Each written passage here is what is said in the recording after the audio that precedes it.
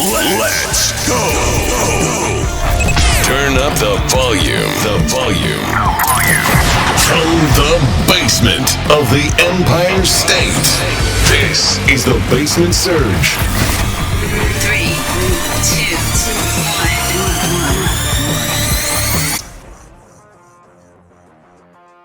1. Welcome back to the Basement Surge, everybody. Thank you very much for joining me this week. Once again, I have a special episode planned for you guys where I'm sitting down with producer Jamie from the Cubby and Christine in the Morning Show over on 106.7 LiteFM. And, her and I are going to sit down and talk about her career, talk about the behind the scenes on the radio, talk about what goes into really producing a radio show. And, we're going to have a lot of fun. But before we get into that, do me a favor. Hit that subscribe button, hit that plus button, hit that follow button. Give me a thumbs up. Hit whatever button you got to hit to make sure you get notified of fresh episodes of the Basement Surge. Okay, so I've been waiting for this interview for weeks, okay, because her and I, like after I had Cubby on the show, her and I got to talking, and she wanted to do the show, and I was like, yeah, sure, let's do it. And so the day has come, and I'm super excited to have her on. Ladies and gentlemen, producer Jamie from 106.7 Light FM. Jamie, how you doing? I'm good. How are you? Good. Okay, so, I do have to say that, I researched you a little bit before the episode. Oh, boy. And, just like Cubby, I think you're worse than Cubby. You don't have any video content on YouTube, on the internet, anywhere. So it's kind of hard for me to find interview material on you to find a little background. So, a majority of the information that I have is pulled from LinkedIn and whatever I can pull from Google. But thank you very much for joining me this week. I really appreciate your time. Oh, of course. I saw your interview with Cubby. I was like, oh my gosh, this looks so fun. I want to do this too. Well, I hope Cubby had a good time. I hope he, you guys talked about it a little bit, but. He did. He warned me that Hanson stuff is coming, so I'm ready for it. Yes. Right. So I teased that on socials, because, he had told me that the reason why you got into radio was because of, you won tickets to a Hanson concert from him. So I just had to talk to you about it. Oh my God. Well, I think I was about 12 when they came out. So Cubby was working at Z100 at the time, and he actually did a nationwide live call with Hanson. So you could call from anywhere in the entire country and ask him a question. And this was the time when Hanson just came out, and it was Beatlemania. It was crazy. So I actually got through, don't ask me how, and I actually got to talk to Cubby on the nationwide interview and talk to Hanson and ask him a question. Oh my goodness. And then a couple years later, he was giving away tickets to a private event at the Bowery Ballroom, in by Chinatown in New York City. And I was caller 100 on Cubby's show, and we still have the audio, and my boss loves to tease me with it because it's just me hysterically crying with outspeaking any words. And he's like, "Are you free Thursday night?" And all you hear is me crying. It's the most embarrassing Yes, I am. ever. I'm yes. I am. But it was, and I won tickets from him, and I grew up listening to him, and now we're working together, and it's just wild and so much fun. Okay, so you're kind of like a fanboy, kind of like I am, where, I grew up listening to Cubby, it's a big deal, talking to Cubby. It is a huge deal. Yeah. Right, because, a lot of my friends, I was like, oh, I'm talking to Paul Cubby Bryant this week. And they're like, who? I'm like, dude, the guy that's on the radio. I do not know who that is. Yeah. Well, quick funny story. When I actually interviewed for my job at Late FM, I grew up listening to Christine Nagy as well. So When I got to meet her during my interview, I can't believe I got the job because I literally asked her for a hug.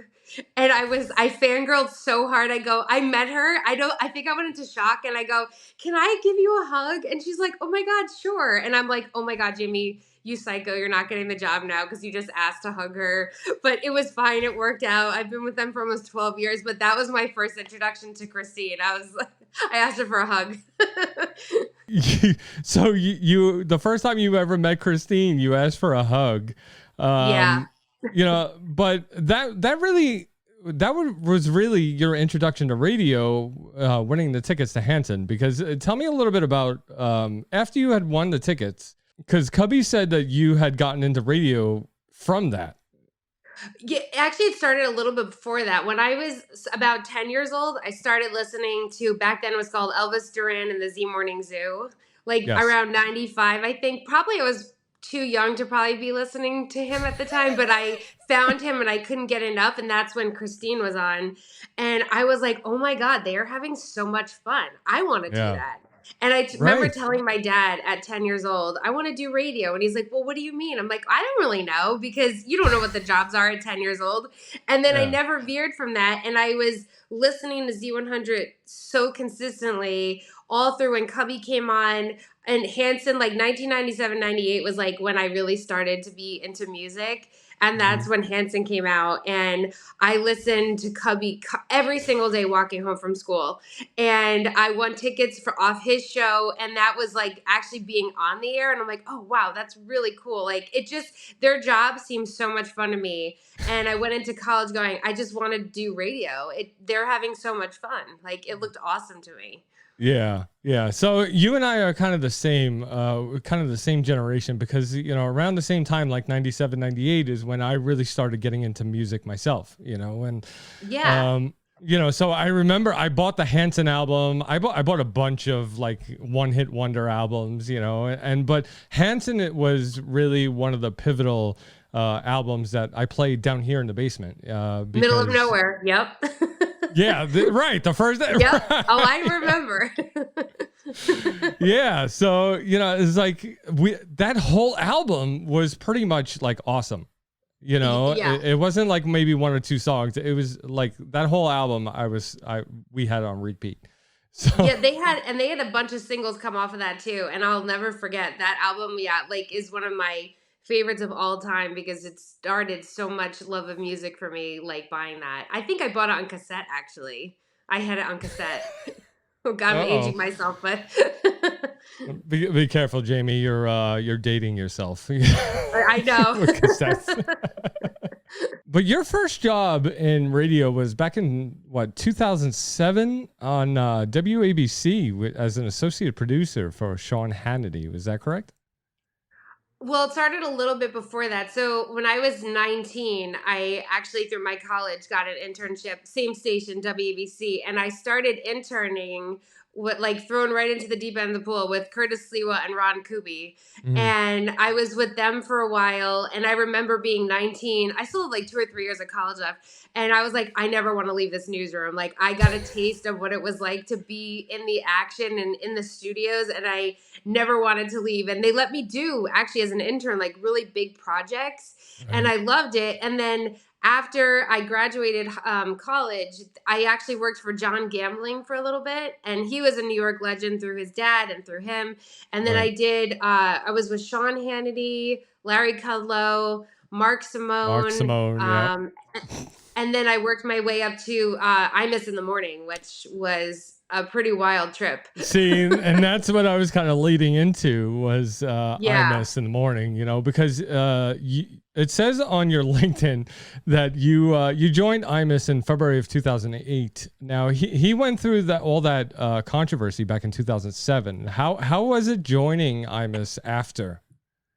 Actually, it's funny because when I was working for Sean Hannity, we actually had, rest in peace, my friend Bernard McGurk, who we lost not too long ago. Bernie was IMIS's producer. And right after that Rutgers thing happened and I was on Sean's show, Bernie called in our show and we were thinking, oh boy, this is a lot. And then we were hearing rumors, IMIS is coming to WBC and is taking over the morning show. And we're like, what? This can't be happening. Like, what's going to happen to Curtis and Cubby? Sure enough, IMIS's whole show came into WABC. And it was like, I wasn't working with him at the time. I was still with John Gambling. Mm-hmm. And as you know, in radio, things are one day one way and the next day they're different. And I had done some work for Bernie and Imus, like kind of filling in just to help out.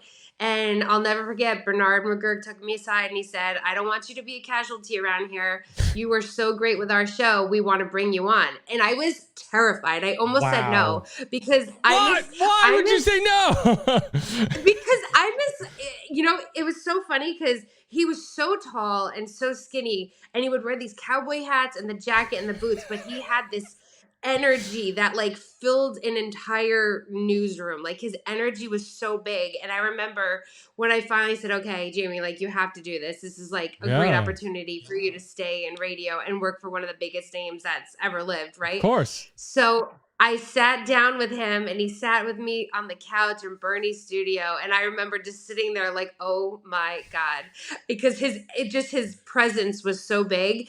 And, and that was my first time actually physically meeting him. Mhm. And then I was on his show for like 4.5, 5 years or so, but it was pretty insane. What was it? Was he as outspoken as he portrays on the show? He could be. He would tease me a lot. So one time I was in the newsroom doing something and I just hear him on the air going, Bernard, where's Jamie? Is she just out there watching High School Musical? And he would tease me. And I think everybody's favorite Ima story that I have is one time I used to go on the road with him sometimes. He would do live shows at like Mohegan Sun and the Wolf Den and stuff like that. Right. And I would get his rider and make sure he had everything he needed for the show and his coffee and his notes and all that stuff. And I remember we were in front of a live audience. We weren't live at that moment, but he called me on stage and I was like, yeah, like, what do you need? He goes, Jamie. And he just looks at me like with such sheer disappointment. And he goes, how long have you been working for me now? And at this time, I think it'd been about 3.5 years. And I go, about 3-4 years. He goes, I got to tell you something. He goes, you're never going to make it into Mensa. So do you know what my response was? What? What's Mensa? Oh, well, there you go. That's why you're not going to make it into Mensa. And he looked at me like, go die. And I remember, oh no, I ran off the stage. I was like, with all my coworkers, I'm like, oh my God. I explained what happened. I'm like, what's Mensa? What's Mensa? Yeah. And when they told me, I'm like, no. So I was like, that's probably the worst thing I could have said. It turns out when we went back on live, he told that whole story. He was laughing so hard. And the whole audience was laughing at me at my expense, but it was totally fine because it was such a funny moment. And then he's like, you know what, Jamie? He's like, I'm never going to make it into Mensa either. But that was one of my moments with him that was so funny. Oh, man. Well, it sounds like working for Imus was a lot of fun. Actually, his team was absolutely incredible. Like his radio team was top notch. Lou Rufino, Bernard McGurk, Charles McCord for a long time. Like we had a really great group of people, and it's a job and it was very intense. Yeah. But I think I've never laughed so hard in my entire life than sometimes when I worked on that show with Bernie and Lou and Imus. Like we had a lot of fun also on that show. Right. Oh, it's so cool. I mean, Imus he's an icon in the radio industry, and like to be able to work for him that's so great for your career, let alone to meet the man. Like, that's awesome. I know, meet him, like actually know the I-Man as they would call him. Right. So like as executive producer, because you were actually on Imus, you were associate producer. Like, what were some of your duties? Like, what's entailed into an associate producer? So Bernard McGurk was the executive producer. So basically, the associate producer I assisted Bernie my whole time there. So my job is I would come in at like 3:30 every morning, and one of my big jobs was like back in radio. I guess I'm dating myself again. Remember the paper logs? Like everything wasn't digital. Right. He was old school, so he liked paper. So I would have his entire log and then all his live reads for his entire show and any promos he had to read or anything like that. And then I had to follow along the chart and place them I had all 4 hours of the show. So when he would turn the page, he would know which lives he was doing. So I organized his entire log for him. Then I would also get all the audio for the show. So anything that was happening in the news currently or anything that broke overnight, if there was audio to go with it, I would just go through all those news stories and I would give Bernie some stories and I would grab audio as well. And then they could go through and listen and they could decide what they wanted to use on air. Anything I misneeded personally, helping with guests, going to get guests downstairs, booking guests, a lot of audio editing, a lot of stuff. There's a lot of stuff to do. Yeah. Wow. So you were like a one-woman team, kind of. Yeah. Without you, it would basically fall apart. There was a lot going. Yeah, I had my work cut out for me, but it was good. It was great actually. I loved being in the newsroom. I loved that energy every morning. And sometimes it was intense in there, as all radio shows can get, but it was a really very cool experience. Well, okay, so what's the difference between working in a newsroom than working on, let's say, Cubby and Christine in the morning? Because you guys aren't exactly news, you're a morning show kind of like entertainment. So what would be the difference? Let me tell you, when I went from AM to FM, my mind was blown because first of all, it's not so intense because news is breaking it's stuff that happened overnight and you have to be so on top of everything. And when you book guests for AM for news, you're booking guests sometimes that day. Like you're calling mayor's office and governor's offices and, are they available at 12? And can Sean talk to them at this time? But at Light, like let's say we're going to have Pink or Adam Lambert, it's like, it's a process. Like I talk to their people, we figure out a time, and then sometimes it's 2 weeks to a month in advance. So it's not that panic of getting somebody for, 7:30 or 7:28 for a hard out at whatever time. Like it's not that craziness. But then the biggest thing that blew my mind is because I was in News Talk for 8.5 years, I always witnessed, the host would be in one room, like Imus would be in one room, and then there'd be like a giant pane of glass, and then there would be the whole control room on the other side, and that's where the board op was, and the producer, and everybody sat in there, and the host never ran their board. And when I went to FM, all the jocks run their own board. And I was like, wait, what? Like, it was crazy. I had no idea they did. So when I went to Light FM, I'm like, oh my God, the board was in our room. There's no control room. There's no producer in another room. It's just everybody kind of like round table, all the mics coming down, and then the host runs the board. And like, that's one of like the two of the biggest differences, I think, between AM and FM going back and forth. I think that's great because it kind of brings everybody together as a team. You know what I mean? Like, absolutely. Like you got the host and the co-host and the producer all in one room. So you're kind of, all together in one room and you get to have that dynamic. Whereas, normally the producer would be separated by a pane of glass and, Exactly, which that's what I was used to seeing. So I was like, oh, we're in here. Like, it was like a cool experience, but I had been around AM so long. Like, I was like, whoa, when I went to FM. So iHeart Media wound up buying Clear Channel back in 2014, and at that time you were working as executive producer on 106.7. And yes. So how, like, I know, like, I'm not asking you to like badmouth, like the change to iHeart, but like what were some of the differences between how you ran things before to when iHeart started? You know what? I came in towards the end of, I came in 2012. So when I was there, iHeart, it wasn't like a whole lot of changes that I witnessed. Okay. So I wasn't there long enough to experience like Christine may have, like all the changes when iHeart took over. Okay. Well, sorry. No, I don't have a better answer for you for that. No, that's fine because when you had started back on 106.7, Christine was with Bob, wasn't she? She was with Bronson. Yes, she was.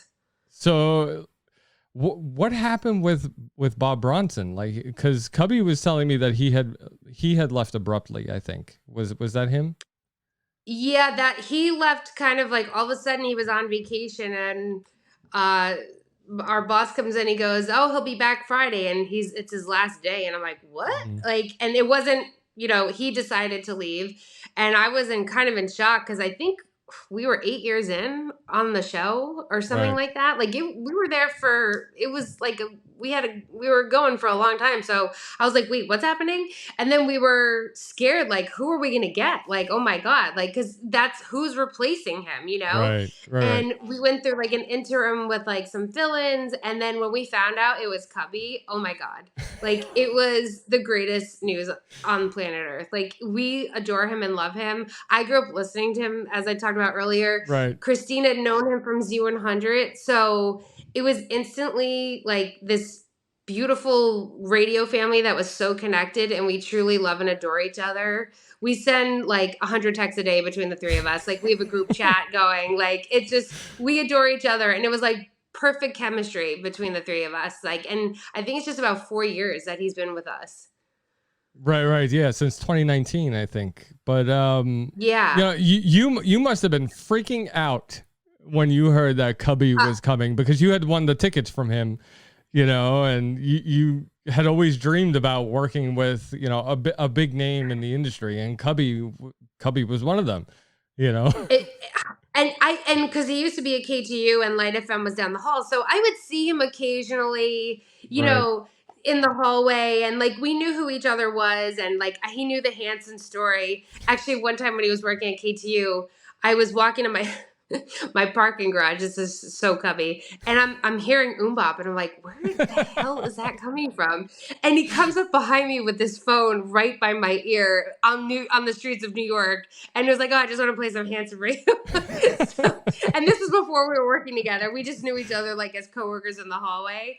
But yeah, no, we would run into him. But when we found out like that was going to be our team, oh my God. Like two of the people I grew up listening to who Right. I adored and the reason I want to be in radio, I was going to get to be in a room with every day. I'm like, is this real life? Because it didn't feel like it. So it's crazy because like you said, you're working with one of the guys that you basically looked up to in radio with Cubby, and then Yeah. with Christine, you had started listening to her back on her Z100 days, so when the team finally came together, like it must have been kind of magical, I think. It really was because I remember telling my boss, "Oh my God, I won tickets from him, and I have the audio." He's like, "Do you?" And I brought it in. He goes, "You need to play that on the air. You need to talk about how you're all connected somehow." Yeah. Like I grew up listening to them. I won those tickets from Cubby. We had the audio a few times of me talking to Cubby on the radio, Mhm. and then Cubby and Christine had known each other and worked with each other at Z100. Yeah. So we were all interconnected somehow. And, we remind the audience sometimes, like this is like, we're working together now, but this is our background. Like Yeah. we were working together and she was listening. And like, it's kind of like a really fun environment. And we have so much fun every day. I mean, we laugh, we have too much fun. Like we laugh till tears are coming out. And then we have to go, okay, the mics are going on. We have to get ready to go back on. And like, we just have so much fun on and off the air. Oh, that's so awesome. That's so great to have a work environment like that. That's amazing. I'm very lucky. We're very lucky. We always say it every day. We're like, we're so lucky to be with each other. So it's funny because I was thinking like how to promote the show, on you being on the Basement Surge, and I was thinking to myself, I gotta do a video like I did for Cubby, with Jamie, and I was thinking, all right, I'm gonna reach out to Cubby, and I'm gonna get the audio from when you won the Hanson tickets. Oh my God. You do not have it, do you? Oh God. Oh no. I don't have it on hand, so Okay. yeah, I'm not so I'm not gonna play it embarrassing. right now, but yeah. It's so embarrassing. But yeah, just plan on it because I'm gonna I'm still gonna make some social pieces for it. So Okay. yeah. So you had been executive producer on multiple shows, but on Cubby and Christine, your duties include much more than what had normally encompassed in the past. Like I've noticed that you do video editing, you do web work, you do imaging, promos, sweepers, photography, and for socials. Like you do so much. Yeah. Is that part of a normal executive producer role, or are you basically doing the work of two people? Yeah, well, some shows have like executive producers and associate producers, and some just have executive producers. So it's just me. So I feel like since, social has taken on such a big role, and it like now Threads is Right. out, like it keeps evolving, and I feel like so then my job keeps evolving. So we have to keep up with the times. So it used to be maybe just Twitter and Facebook, and then Instagram came along, and then Snapchat, TikTok, Threads. So now, actually, speaking of which, I have to post our nearly impossible question on Threads today. I didn't do that yet. There you go. So wait a minute. What was it? Like 50% of married couples do this when they win the lottery? If they win the lottery. Right. So Did you hear the answer? I did. I got the answer. I Yeah. was listening this morning. Yeah. Yeah. So I find those questions. Usually I find those questions, but sometimes Cubby will throw one out, or Christine will throw one out. We'll be like, "Oh, what do you think for we call it the NIQ, nearly Right. impossible question. What do you think?" And then we'll discuss in a room. And sometimes if one of us gets it really fast, we're like, "Wow, was it that easy?" Or we'll be like, I thought that's too hard. We're going to be on the phone for days. So we kind of like go around the room and kind of play the question off each other to see who can get it, or if it's too hard or too easy. And then we kind of discuss like what question we're going to do every day. Yeah. Yeah. So, okay. So what would you do if you won all that money? And you know what? Your answer this morning was you'd buy a house. Oh my God. Okay. Like that's the safe answer. Like give me something adventurous that you would do with all that money. I would buy a house in Ireland. In Ireland. Okay. Yep. Okay. Yep, that's Cubby and Christine always joke. I'm like, "Bye, America." I'm like, I want to live there. I love it there. I've never been outside of the United States. So Really? yeah. Oh, there's so much to explore. So many amazing places to go. Yeah, I know. I'm dying to get to Italy. I'm dying to get to Ireland is one of them. London. I want to go to London. My background is I'm Brazilian and Italian, so I want to go down to Brazil, and I want to see Italy. Yeah. So that would be incredible. yeah. So for sure. Yeah. But it was funny because I was listening this morning and I'm yelling because I listen on my phone. I'm yelling at the phone. I'm like, I would like, travel the world. Like I'd probably spend it like not responsibly. Well, you know what? If you have $1 billion, I think you can spend a good amount of that not responsibly. Right. And then you still have enough to like have a home and feed your family and have all the extra cool stuff. Yeah. Yeah. I guess like the responsible part of me, like the dad and the husband part would say, all right, let's invest it and, try to, gain some interest on it kind of thing. But I'm like, no, I want to travel. I want to travel. Yeah, exactly. Yeah. But, all right. So, we touched on the nearly impossible question. So who really is the person that comes up with these gimmicks, like the nearly impossible question or, like crazy first date kind of ideas, who comes up with that stuff? When I started almost 12 years ago, they had already been doing the nearly impossible question. That's one of our hugest benchmarks ever. And then throughout the years, we added stuff and took stuff away. So like our main ones are the nearly impossible question, 3 pretty cool things where we each go around the room and Cubby, Christine, and I give like a cool fact or interesting thing to talk about. Yep. And then we started Crazy First Dates back with Bob, and that took off so huge. But it's a lot because I don't even know how we did it at the time, because we were soliciting the morning of, recording somebody, and then I would run out in the other room, edit the entire thing, and have it ready to be played back within minutes. And now Minutes. thinking about that, the Wow. anxiety, I can't take it. So now what we do is we solicit, I collect phone numbers off our texting app. I call our listeners, and then I set up times to record. And sometimes, like, we knocked out 2 today, so we have tomorrow's and the next day's. So, and then it's a lot more peaceful that way. Then my boss always said to do that, and he's like, "You should record some." And we're like, "Oh, we're good." But now it makes so much more sense, especially with the pandemic. Actually, we stopped doing it for a while, and then when we came back to studio, we're like, can we bring it back? Were people dating during COVID?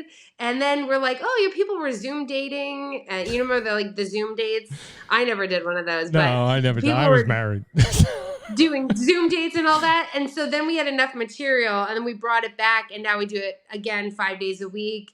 And we give away a prize every single day with those dates. They're all real, and it's again one of our highest testing features. And some are kind of predictable, but some are like, oh my god, like, yeah, they're crazy. Some of them literally are crazy. Yeah, and it's funny because I've listened to your show like all the time, right? Oh, thank you. Like literally all the time. And I used to drive my wife to work like 6 o'clock, 6:30 in the morning. So on the way driving her to work, I'd put the radio on in the car and I'd listen to you guys or whatever. And, and I'd always hear on the radio, be like, portions of this broadcast is pre-recorded, and I'm like, well, what the hell? Like it's live radio. Like, were you listening on streaming or the actual radio? No, on the actual radio. Yeah. It may have been, I don't know what that was. Maybe it was like some of the kickers or some of the sweepers rather, or promos we were playing, like those voices, those were pre-recorded, but our show was always live. I don't know. I'm not sure now.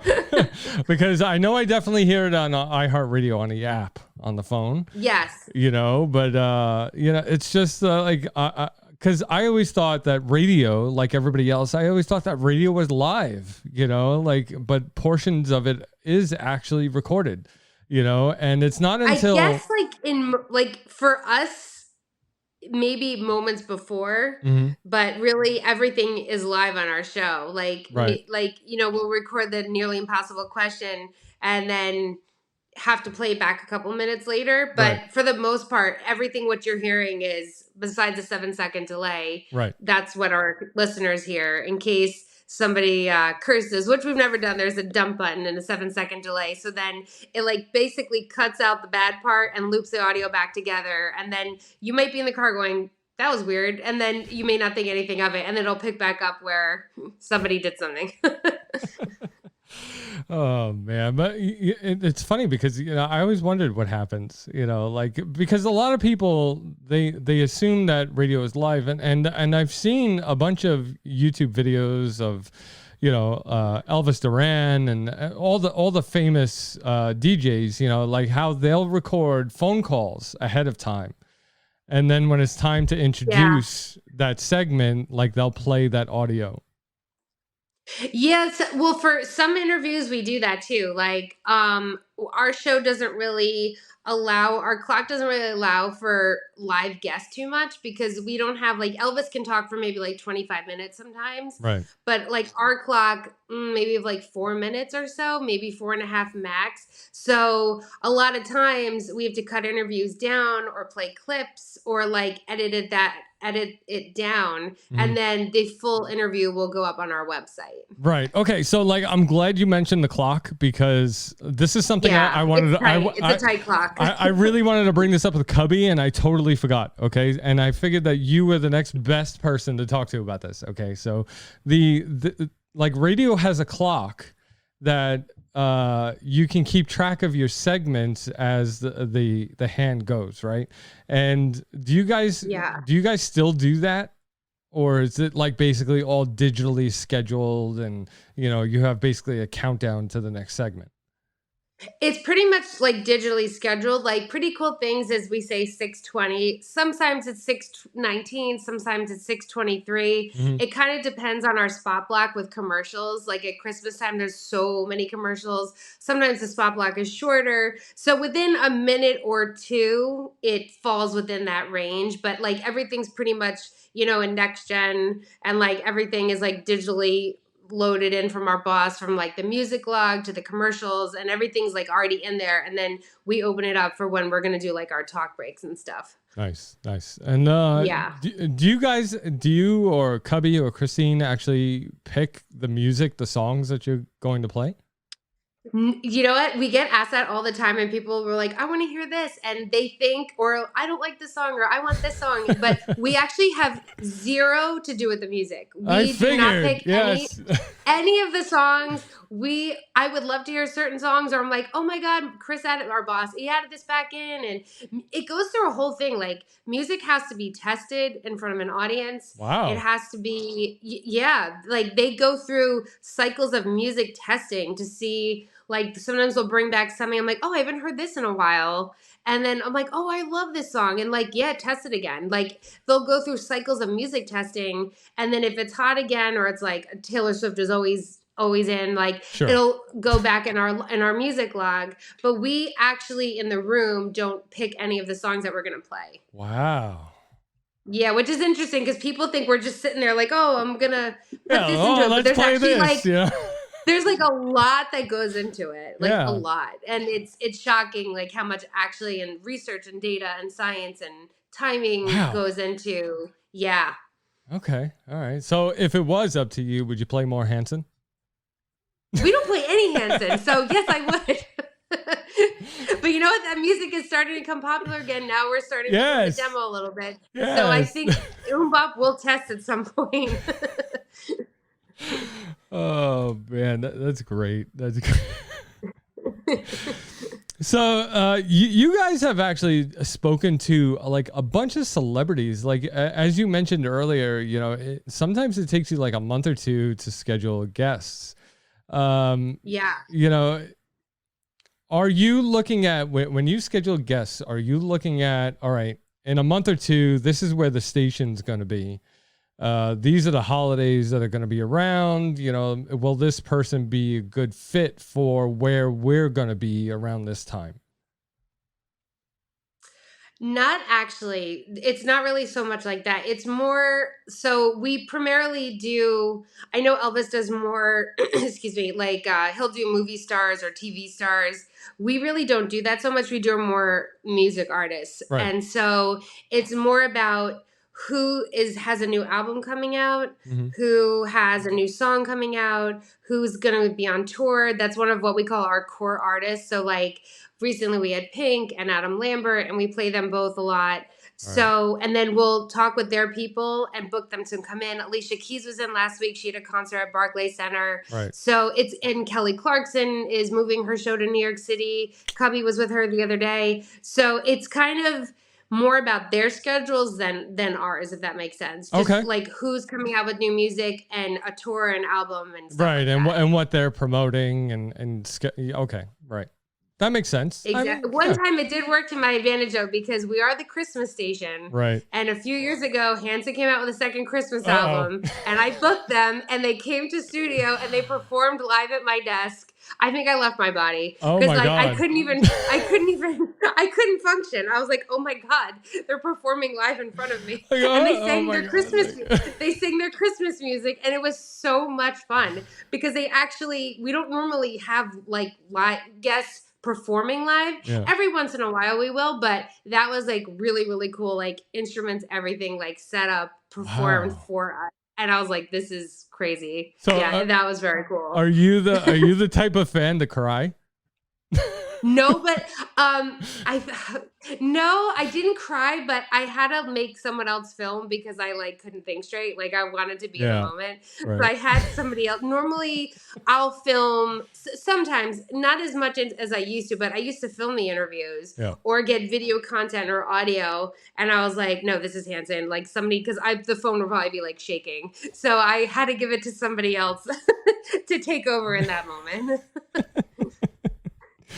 Oh man, but it's funny because you had mentioned that you video like a lot of the guests, like sometimes you do that, but I'm wondering why you guys aren't more like why you guys aren't doing more video. Because you guys should be number one live streaming like every show, and you should be like putting out video content all over socials like all the time. Like I truly believe, and this is just me personally, that you guys are really like rock stars, and you should be like promoted as such, So, and with nowadays, especially after the quarantine and all that, like video is a huge thing. Like, how come you guys don't incorporate more video into your show? Probably full disclosure, we all went into radio, like not wanting to be on camera and be filmed.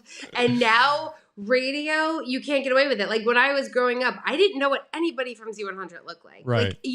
I remember I went to my first Jingle Ball and they all came on stage. I was like, oh my God. Like that's how I like, found really? out That's what Elvis Duran looks like? Like, yeah, I had no idea.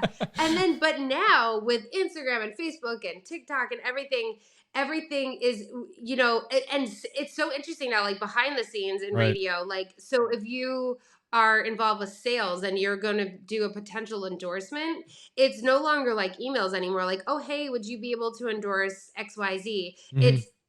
Sales asks us, can you do a video of yourself saying why you want to endorse this product or what it means to you, or have you had anybody in your family use it? Like Right. everything is video now, like for sales, and then they send it to clients. Sometimes we'll record videos for clients and send it over versus like just an email or taking a picture or something like that. But Right. we need to do we do TikTok sometimes and some stuff on Instagram where Cubby does he'll do like a first note of a song and people like to guess and comment. And Yeah, I do that we'll all do the the nearly time. impossible question sometimes on video. But yeah, for the most part, we're not like the biggest lovers of like a live stream. Because some people on TikTok, there's this one guy in Mobile, Alabama. Mhm. He doesn't care. Every day he just does his entire radio show live through TikTok. Yeah. And like during breaks and everything. And we're fascinated by it. We're watching him because it's just, even though we're doing the same thing, it's just such a different environment than New York City. Right. That we watch him sometimes during commercial breaks. But yeah, we don't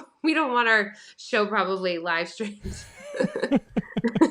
I hope not. Yeah. Especially, with you guys talking all that stuff, when the mics are supposedly off, Supposedly. Plus, not for anything, we wake up at like 3:00 in the morning. Right. So sometimes I feel like we come into work and I'm like, oh my God, I don't even know how I have pants on right now. Like, it's like we're lucky we have pants on sometimes. Or some days we're more chipper than not. But sometimes like they're really early days we have. Right. Like you must go to bed at like 8, 9 o'clock at night. Oh yeah, I'm in bed by 8. Yeah, Yeah. I think it doesn't help my social life. Yeah, all of us are in bed pretty early because our alarms go off so early, and I Right. need sleep. I have to sleep. Right. I don't blame you. I really don't. Yeah.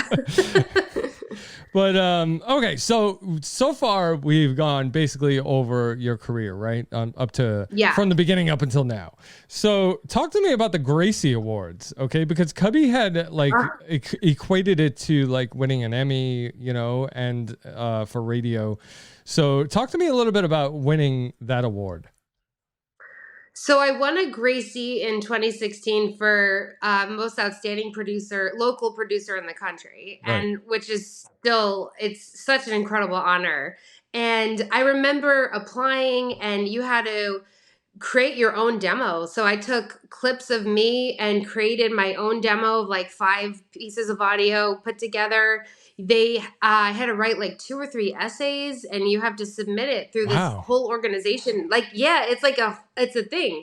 And I thought it was like all voting idea. and like, like people voted for you and that was it. You really didn't have to do anything. I think there's like a Gracie board or committee, and they go through, so it's only women in radio, or no, actually entertainment rather, that can win the Gracie Award. And I guess they have to go through a lot of applications, listen to the audio, read our essays. And when I won, I didn't really know like kind of what to think because no one in our building had won one yet. Uh-huh. And we didn't know, and I'll never forget, Jim Kerr came down to congratulate me. And he's like, Jamie, you should be so proud of yourself. He goes, this is like the equivalent of winning an Emmy. Yeah. And I was like, what, Jim? And he's like, yeah. He's like, it's a big deal. And we had a whole luncheon at the Cipriani in New York City. Nice. Christine now has won 2 Gracie Awards. I mean, so we have 3 Gracie Awards among us on the show, which is like huge and such an honor to be a part of the Women's of Alliance. Like, it's amazing. And it's a really big deal in radio if you win one of those. So I'm still, even though it was a bunch of years ago, I'm like, still like, I can't believe I have one. Like, it's on my shelf in my room. Like, it's super important to me. It's like such an honor. Absolutely. Yeah. Absolutely. I mean, you like, is it something like you go to an award show and you get up on stage and you accept it and you give a speech? You don't have to give a speech, thank God. Even though I can talk your ear off like this or in a radio studio, I don't want to get up in front of like all those people. So well, that's why you don't do video, right? They go by category, and there's always, we had Alan Alda speak at our ceremony, and awesome. The Cipriani is like this gorgeous, really fancy place. Mm-hmm. And it's like all amazing industry people and like really high profile people, and you're in this room, you're like, oh my God. And then they call your category and they say your name and you come up and you get your award and accept it, and then you stand to the side and then you can come down. So there are speeches, but luckily we each individually don't have to give a speech. Thank God. Luckily. Yeah, luckily.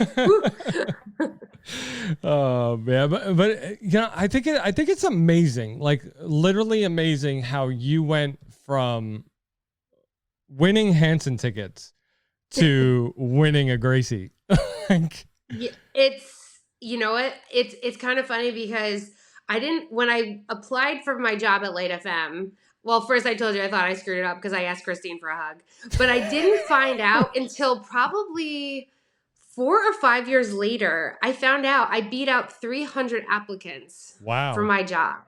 Holy and crap. I was like, what? I had no idea. Mm-hmm. And my boss told me, he goes, one of the things that it was about you is you walked in here and you had such passion for radio and this industry. They're like, we could feel it coming off of you. Because even though I had never been an executive producer before, because I thought that too. I'm like, well, I never had quite this job before, so I don't know if they'll pick me. They liked my experience, but then they liked my passion for it, and they knew and they could feel that coming off me. And if you are going to get up at 3 a.m, you have to be passionate about what you're going to do. I mean, really, you have to be dedicated.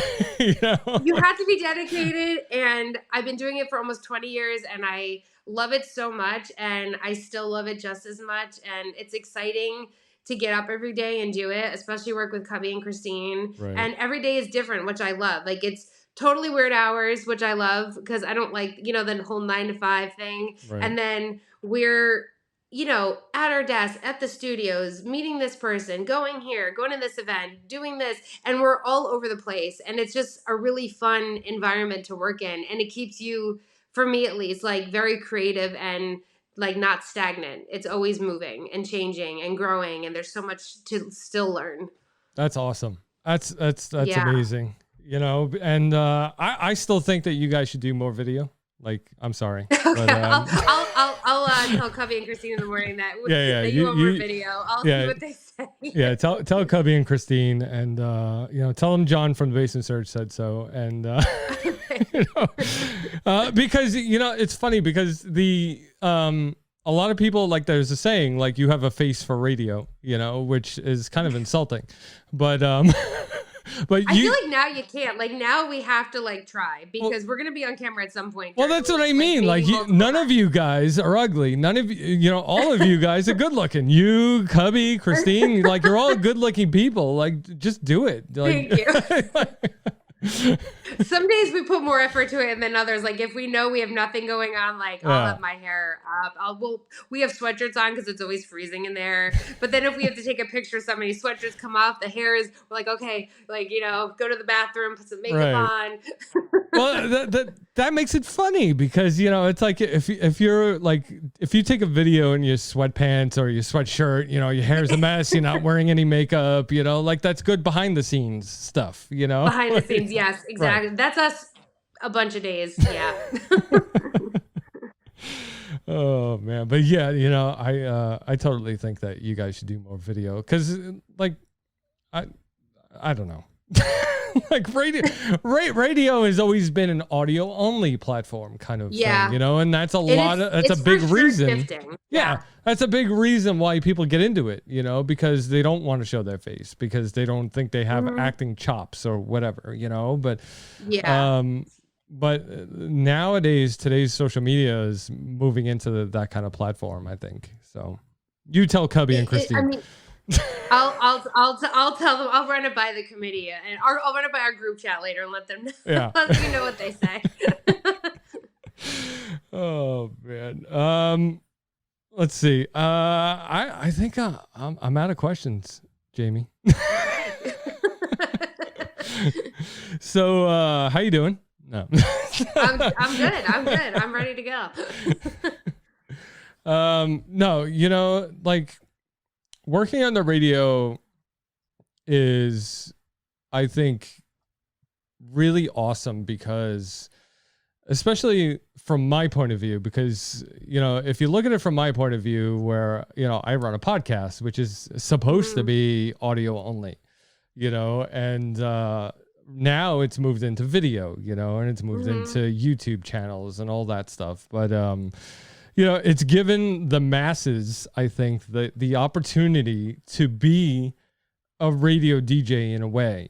You know what I mean? Mm-hmm. So, very much agree with you. Yes.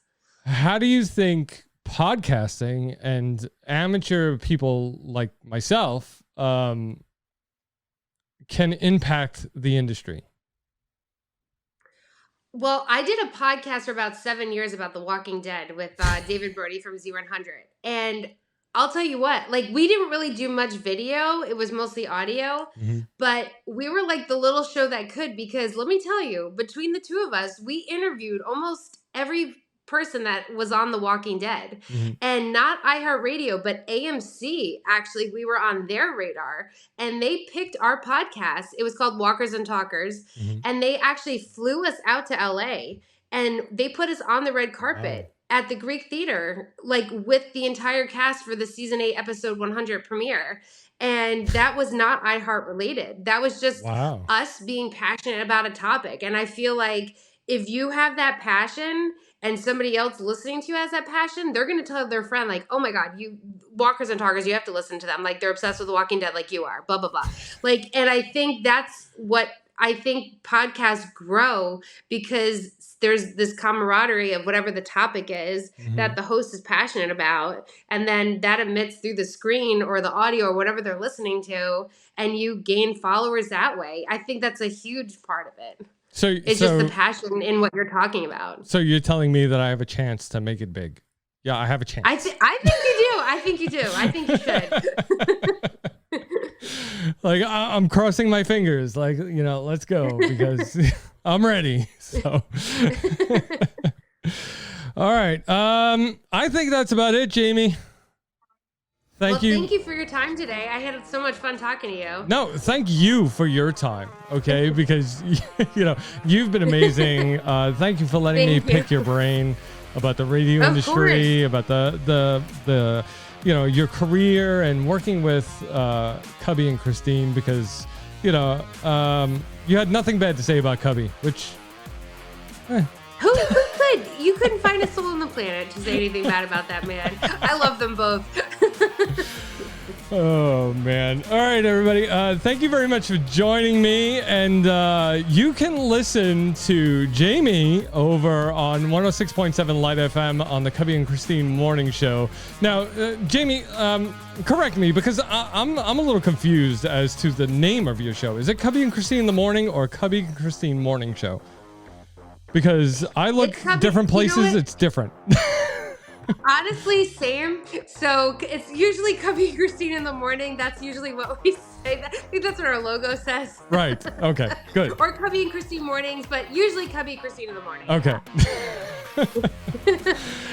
You can listen to her and Cubby and Christine from 6 a.m. to 10 a.m. all on 106.7 Light FM over here in the Northeast, and then all over iHeart Radio. Go check them out. Jamie, thank you very much for joining me this week. Of course, anytime. Thank you for having me. Everybody else, you can listen to The Basement Surge on all major podcast listening platforms, even iHeart Radio. We are on iHeart Radio with the Cubby and Christine Morning Show. So the only difference is that we don't get paid. So, go give us a listen over there. And, we do giveaways every week. So last week we gave away a $10 Dunkin' gift card. Next week, stay tuned for that because I have some ideas on giving away a membership to Netflix. So let's see how that goes. This Wednesday we're doing a live show 9:00 p.m. Eastern on Facebook and YouTube. So be sure to check that out. Everybody, thank you very much for listening. Jamie, stick around for the green room after. I will catch you next week. Let's go. Turn up the volume. From the basement of the Empire State. This is the Basement Surge. 3, 2, 1.